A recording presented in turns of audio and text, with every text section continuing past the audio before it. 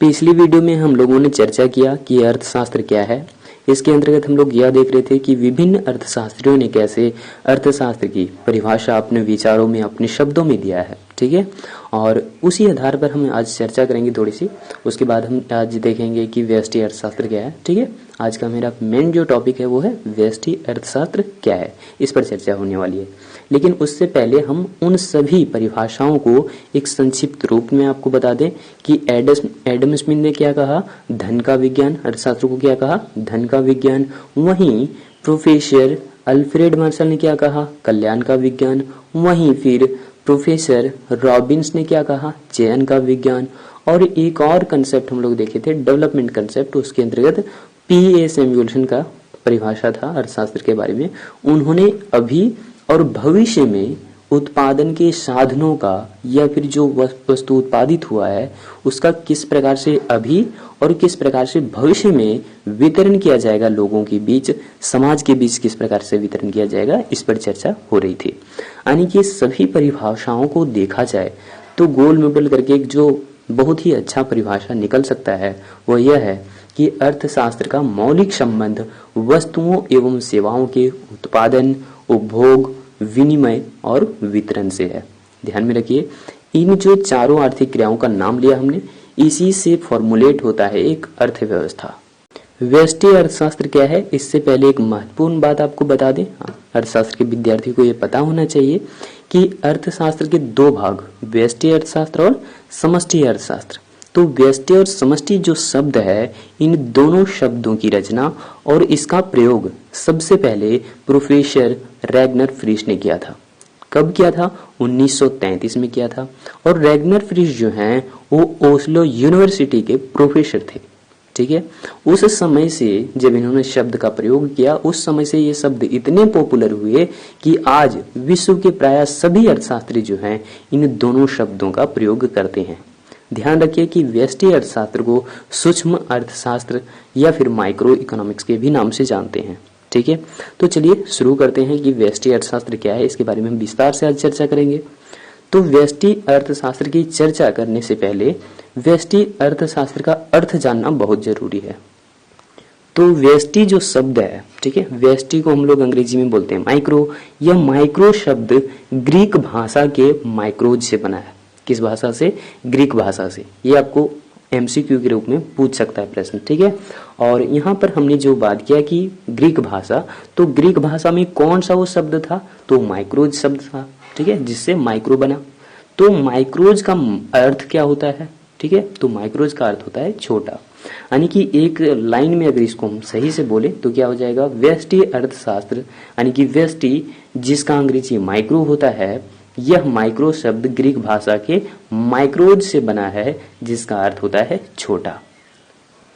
इस प्रकार हम यह कह सकते हैं कि व्यष्टि अर्थशास्त्र यानी कि माइक्रो इकोनॉमिक्स के अंतर्गत अर्थव्यवस्था की व्यक्तिगत इकाइयों का अध्ययन किया जाता है। ये व्यक्तिगत इकाई क्या होंगे? तो व्यक्तिगत आर्थिक इकाई भी आप बोल सकते हैं, ठीक है। तो जैसे इसमें हो सकता है कि व्यक्तिगत उपभोक्ता, व्यक्तिगत फर्म, व्यक्तिगत उद्योग, व्यक्तिगत वस्तु या फिर विशिष्ट वस्तुओं का मूल्य का निर्धारण, इन सारी चीजों का जो विश्लेषण है, इन सारी चीजों का अध्ययन जो है वो व्यष्टि अर्थशास्त्र के अंतर्गत किया जाता है, ठीक है। आगे इस तरह भी बोल सकते हैं व्यष्टि अर्थशास्त्र को कि व्यष्टि अर्थशास्त्र में संपूर्ण अर्थव्यवस्था का अध्ययन नहीं किया जाता है, बल्कि पूरी अर्थव्यवस्था के अंतर्गत छोटे छोटे आर्थिक चरों का अध्ययन किया जाता है। अर्थात हम यह कहें कि इसमें व्यक्तिगत उपभोक्ताओं एवं उत्पादकों द्वारा संचालित विभिन्न तरह की व्यक्तिगत फर्मों या फिर उद्योगों के संगठन और उनके संचालन संबंधी सिद्धांतों का अध्ययन किया जाता है, ठीक है। चूंकि हम लोग व्यष्टि अर्थशास्त्र के अंतर्गत यह भी देखते हैं कि किसी वस्तु अथवा सेवा के मूल्य का निर्धारण किस तरह किया जाता है, ठीक है। यह इन सारी चीजों का अध्ययन अगर हम लोग व्यष्टि अर्थशास्त्र में कर रहे हैं तो इसीलिए इसको जो है मूल्य सिद्धांत के भी नाम से जाना जाता है। व्यष्टि अर्थशास्त्र की परिभाषा जो है वो प्रोफेसर बॉल्टिंग ने बहुत ही अच्छा दिया है। उन्होंने क्या कहा कि व्यष्टि अर्थशास्त्र विशिष्ट फर्मों, विशिष्ट विचारों, व्यक्तिगत मूल्यों, मजदूरियों, आयों यानी कि इनकम्स, व्यक्तिगत उद्योगों एवं विशिष्ट वस्तुओं का अध्ययन है। तो ये जो परिभाषा है प्रोफेसर बॉल्डिंग की, उन्होंने एक लाइन में जो है स्पष्ट कर दिया कि व्यष्टि अर्थशास्त्र में हम किन किन चीजों का अध्ययन करते हैं। ठीक है, यदि हम व्यष्टि अर्थशास्त्र की कुछ महत्वपूर्ण विशेषता की चर्चा करें यहाँ पे, तो बहुत ही अच्छी विशेषता है व्यष्टि अर्थशास्त्र की, जो है समष्टि अर्थशास्त्र के पूरक के रूप में भी काम करता है।